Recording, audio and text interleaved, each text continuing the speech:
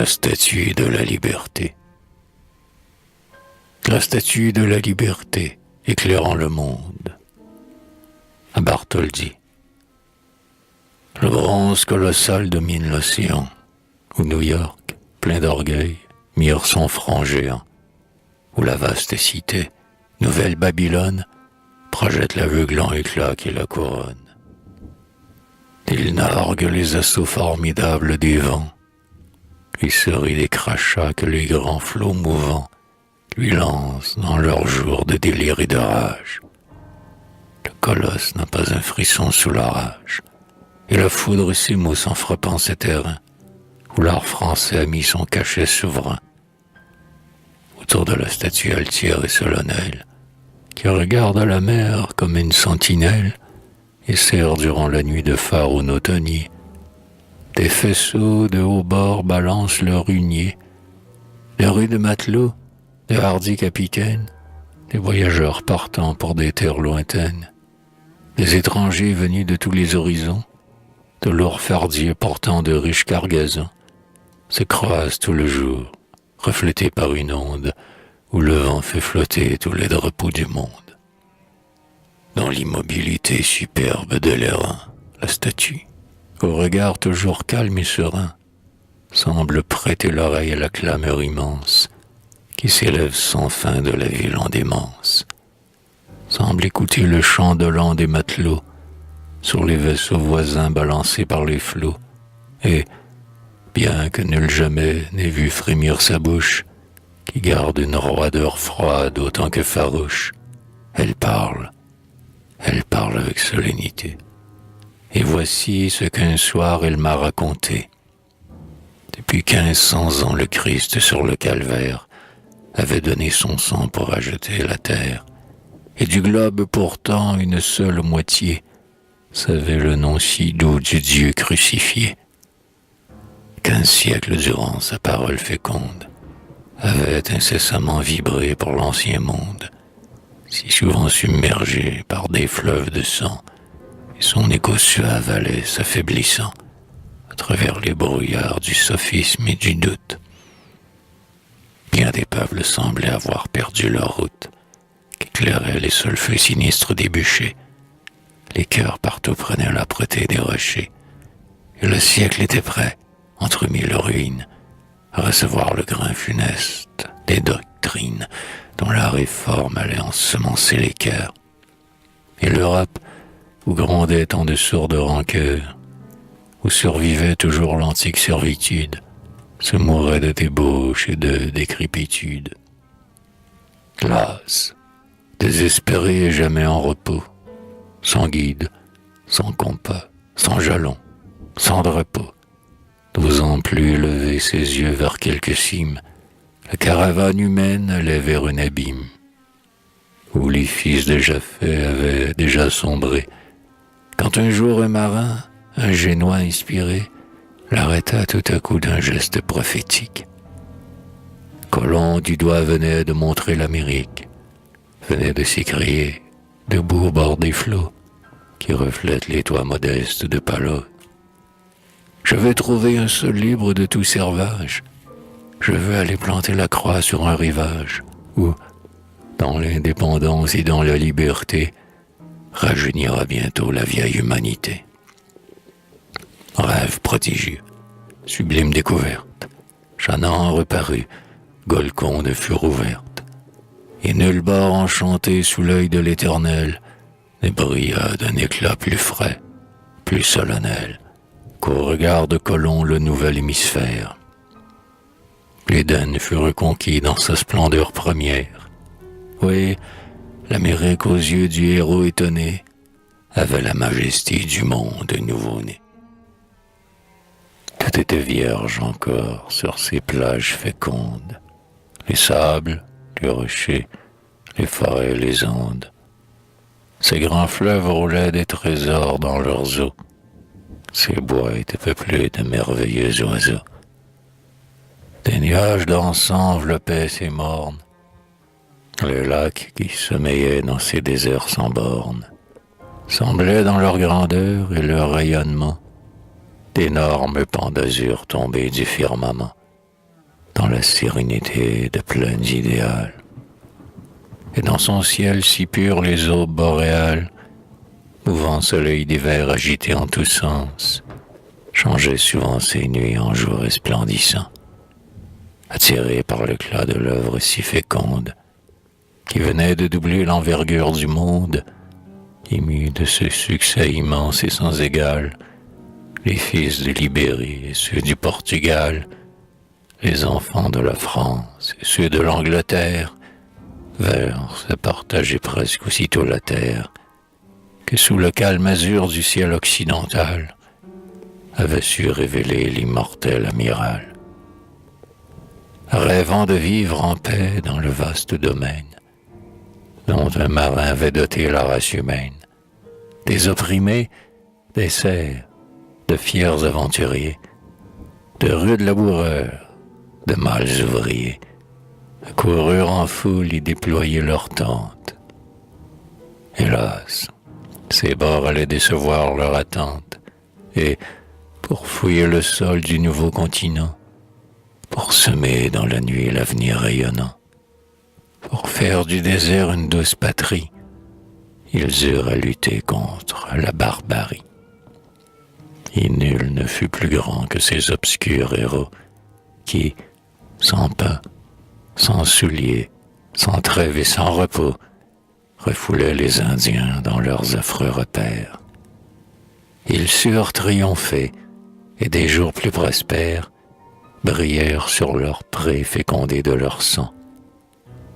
Mais le pauvre Sioux, l'Iroquois rugissant, le féroce Algonquin, sous leur rude enveloppe, n'était pas plus cruel que les rois de l'Europe.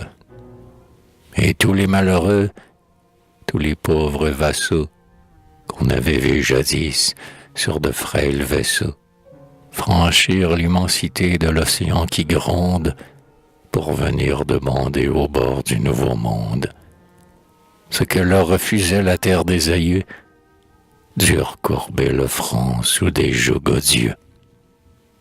Ils portèrent longtemps les fers du despotisme, renfermés dans un sombre et farouche mutisme. Mais un jour, fatigués de subir les impôts, las d'être aiguillonnés comme de vils troupeaux, ces âpres travailleurs, si patients naguère, osèrent défier la puissante Angleterre.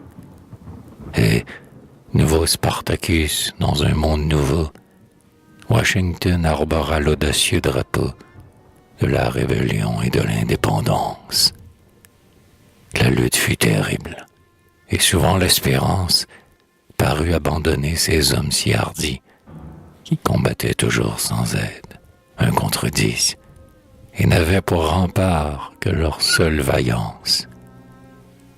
Ils allaient succomber peut-être dans la France, qui tant de fois avait abattu les tyrans, qui tant de fois courut au secours des souffrants, et qu'on ne vit jamais ployer sous la défaite, envoya vers ses preux l'immortel Lafayette. Ils vainquirent enfin ces sublimes soldats, et de leur dévouement, de leur rude combat, du bruit de leurs canons, de l'éclair de leurs armes, de leurs sanglots amers, de leurs cris, de leurs larmes, d'un passé douloureux à jamais envolé, sortit le radieux étendard étoilé, qui devait éblouir les yeux de l'Amérique, sortit l'impétueuse et grande République. Mais, hélas, les vainqueurs, les fils de l'Union, qui venaient de briser les chaînes d'Albion, les hommes qui criaient « Gloire à qui s'émancipe », méconnurent un jour la grandeur du principe pour lequel ils avaient si vaillamment lutté, au nom de la justice et de la liberté. Dans les enivrements sans fin d'une victoire, dont le sublime éclat éblouissait l'histoire, et laissa sur ses bords des reflets immortels, ils étaient devenus arrogants et cruels, fermaient l'oreille aux cris navrants de la souffrance, oubliaient qu'ils devaient leur triomphe à la France, devant le dieu dollar allaient s'agenouiller. et des jougs écrasants qu'ils avaient su brailler, après tant de combats, de revers lamentables, ils forgèrent des fers nouveaux pour leurs semblables. Et 4 millions d'êtres humains, hélas, en vain vers leurs bourreaux tendaient toujours leurs bras, en vain les suppliaient de rompre leurs entraves. Et je pleure en songeant ce peuple d'esclaves, je pleure, car j'entends encore, au bord des flots, les lamentations, les déchirants sanglots, des femmes, des enfants, des vieillards au front chauve, frissonnant sous le fouet comme des bêtes fauves. J'entends ces mots, jadis si souvent répétés, mais qu'avons-nous donc fait pour être ainsi traités? Nous avons comme vous, les Blancs, un cœur qui vibre. Pourquoi, sous le drapeau que la guerre fit libre, n'avons-nous pas aussi notre place? Pourquoi liguez-vous contre nous la misère et l'effroi? Pourquoi déchaînez-vous contre nous vos colères? Est-ce que devant Dieu nous ne sommes pas frères? Pourquoi les jours sans pain et les nuits sans sommeil? Est-ce bien notre faute à nous si le soleil d'Afrique nous fit noirs? Est-ce bien notre faute si, créés par le ciel pour marcher côte à côte, vous êtes couronnés d'honneur et nous d'affront? Nous aimons comme vous nous souffrons, nous prions, nous berçons nos âmes d'espérance, nous savourons les bruits de la nature immense, les chansons de l'oiseau, les parfums de la fleur. Comme vous, nous croyons en un monde meilleur, où nos corps transformés seront des lys peut-être. Ouais, nous sommes égaux sous les yeux du grand maître, qui fit de rien le ciel, la terre et les enfers, et Dieu vous souriait si vous brisiez nos fers, si vous faisiez cesser nos douleurs et nos craintes. Le claquement du fouet répondait à ses plaintes. Les bourreaux restaient froids devant ce désespoir, et le sang qui coulait des blessures du noir vers le grand ciel clément criait toujours vengeance. L'esclavage trônait dans son omnipotence, et rien ne désarmait sa lâche cruauté. Pour ajouter encore la pauvre humanité qui râlait sous le joug, il fallait à la terre un nouveau rédempteur sur un nouveau calvaire. Et John Brown expira sur l'infamant gibet. Sa mort ne suffit pas pour laver le forfait dont un peuple au berceau s'était rendu coupable. Des milliers de soldats au courage indomptable, rangés sous des drapeaux glorieux dont les plis gardaient le sang rayon des saints devoirs remplis, rougir de leur sang la terre américaine. Et ce n'est qu'au moment où la dernière chaîne du dernier des captifs se brisa pour jamais que brilla sur ses bords l'arc-en-ciel de la paix. Depuis 36 ans, cet arc-en-ciel rayonne sur les champs qu'on laboure et les eaux qu'on sillonne, et le nord et le sud dans le même chemin marchent tour à Dieu et la main dans la main. L'astre des droits égaux chasse toutes les brumes, les éclats des marteaux sonnant sur les enclumes, des fabriques les bruits sourds ou retentissants ont remplacé les cris des canons rugissants. Plus de joug, plus de faits, plus d'affreuses contraintes. Les haines d'autrefois se sont toutes éteintes, tous les spectres d'antan se sont évanouis. Partout le saint progrès aux regards éblouis fait resplendir les feux de ses flambeaux sublimes. Partout l'âpre industrie a servi les abîmes, et Franklin et Fulton ont pris de la sueur au front des parias, l'ont changé en vapeur, en ont fait un géant dont les mains, toujours pleines, sur les flots, dans les champs, sur les monts, dans les plaines, dans les hameaux étroits, dans les cités sans fin, laisse constamment choir du travail et du pain. Mille forces sans nom devaient être domptées. Morse, Edison ont su, moderne Prométhée, ravir le feu du ciel, se saisir de l'éclair, le lancer dans le gouffre écumant de la mer, ou vers le calme azur des voûtes infinies.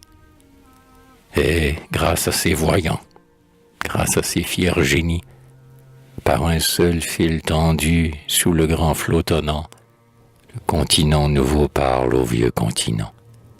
Et, pour créer la nuit qui fait naître le songe, derrière l'horizon en vain le soleil plonge. Vainement l'ombre étend ses ailes de vautour, les arcs incandescents éternisent le jour.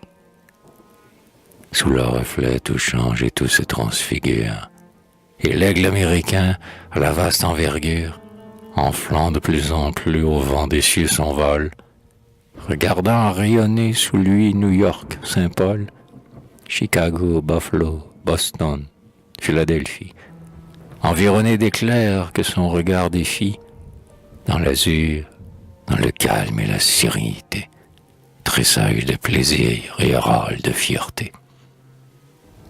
Jamais peuple naissant n'eut pareille genèse, jamais peuple sorti de l'ardente fournaise des combats ne montra plus de virilité, plus d'élan, plus d'audace et de ténacité.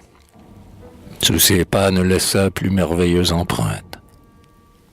Et c'est la liberté sainte qui permit, de sa flamme éclairant les cerveaux, d'accomplir ces hardis et si féconds travaux. Je symbolise ici la sublime déesse. Au-dessus de ma tête inflexible je dresse un flambeau radieux dorant le pli des flots. Je montre dans la nuit le port au matelot. Je commence à briller lorsque le jour vacille. J'illumine la mer et j'éclaire la ville. Vers Dieu je lève un bras que lui seul peut fléchir. La foudre a boutonné, la vague a beau rugir, le vent a beau lâcher sur moi toute sa haine. Je reste la géante impassible et sereine. Je reste pour redire à la postérité ce que peut le travail avec la liberté, pour rappeler toujours le grand et noble rôle que partout ont rempli les enfants de la Gaule. Et tant que l'océan, miroir universel, réfléchira le soir les diamants du ciel, je verserai mes feux éclatants sur sa lame. Je suis la liberté, je suis ange et suis femme. Je suis Jeanne, je suis Cornélie et Judith. J'attire l'alcyon, j'éloigne le bandit. Et puis je suis le don royal et magnifique que fit la vieille France à la jeune Amérique.